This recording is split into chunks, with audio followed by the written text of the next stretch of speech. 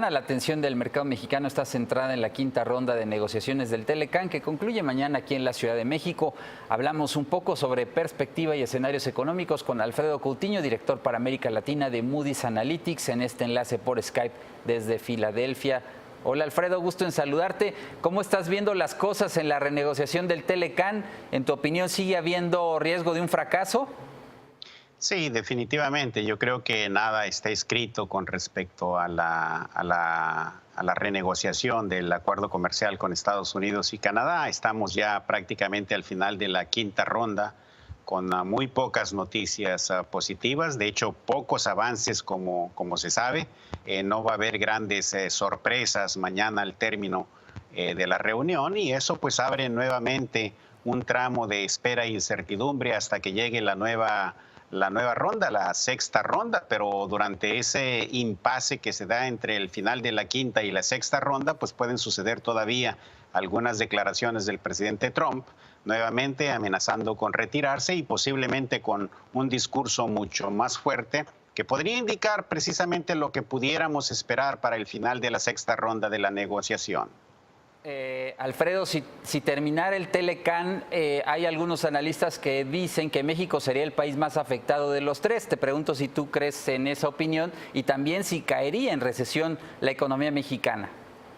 Definitivamente, yo creo que de los tres países el más afectado va a ser México. Yo creo que eso resulta básicamente por la alta dependencia que tiene México del comercio con los Estados Unidos, no tanto con Canadá. Pero pues básicamente la economía mexicana depende del ciclo económico, de la economía de los Estados Unidos.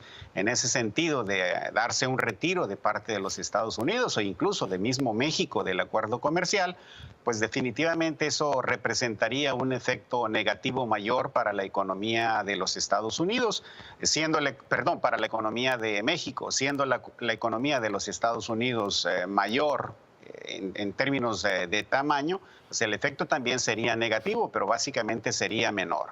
Nosotros hemos hecho ya algunas simulaciones, básicamente de dos escenarios específicos.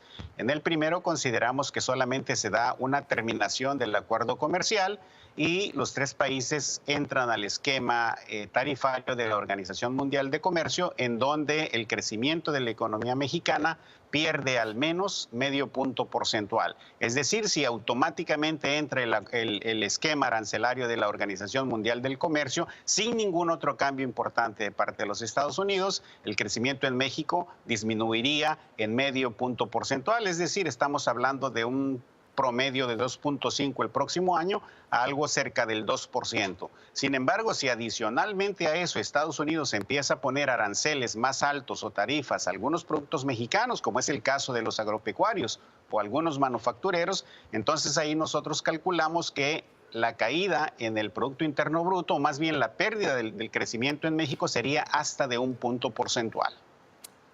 Frente a este escenario, Alfredo, ¿cuál tendría que ser el plan B de México como respuesta económica? Bueno, hay dos tipos de medidas que hay que esperar y que yo creo que ya el gobierno mexicano las está considerando y está incluyéndolas ya en el plan B.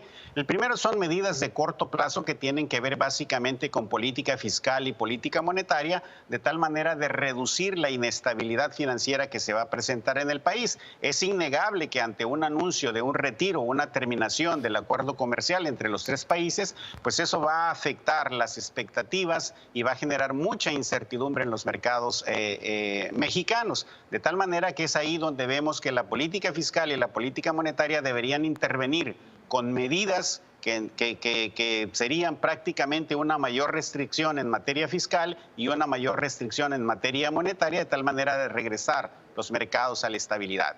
Y más en el mediano y el largo plazo, pues tendríamos que ver medidas de una profundización de los cambios estructurales, de una profundización de las reformas en el país y también de una acción más agresiva de parte del gobierno mexicano para diversificar de manera más rápida el comercio con otras áreas, particularmente con los países del Cono Sur en América Latina, con Europa y por supuesto con Asia también, pero estas ya serían medidas de más mediano y largo plazo. Muy bien, Alfredo Coutinho, gracias como siempre y saludos en Filadelfia. Es un placer comentar contigo, Víctor. Gracias.